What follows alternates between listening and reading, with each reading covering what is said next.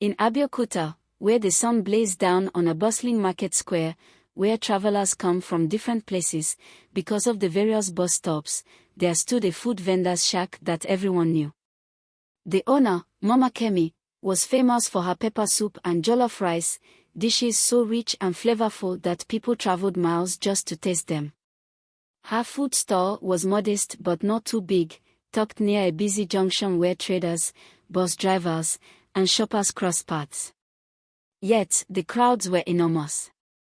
Rich businessmen in crisp suits abandoned their fancy restaurants to sit on plastic stools, eating with their hands. Drivers parked haphazardly along the road, risking fines, just to grab a plate. Even passers-by who had no plans of eating would be tempted by the aroma wafting through the air. Mama Kemi's secret recipe remained a mystery. Many claimed it was her spices, imported from remote villages. Others whispered that she had a blessing from the gods. But no one could argue that her food was unlike anything else in the entire region. Amid the noise and commotion of the market, one figure stood out, a madman named Fatai. He was a tall, wiry man with matted hair and clothes that hung loosely on his bony frame. His laughter echoed through the market as he wandered aimlessly, talking to himself and occasionally shouting at the top of his lungs. Fatai had a habit of stopping near Mama Kemi's stall.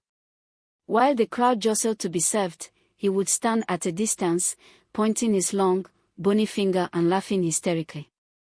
"You're all eating from the pot of the dead," he bellowed one afternoon, his voice carrying over the chatter of the market.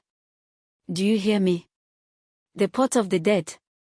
The customers ignored him, as always.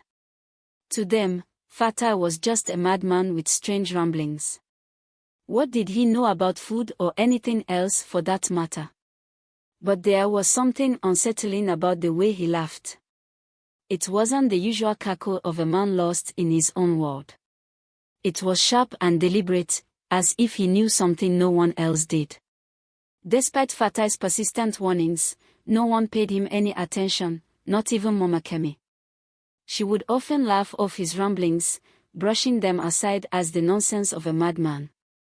Her focus remained on running her business, and nothing would get in the way of that, not even Fatai. She had her ways of handling him.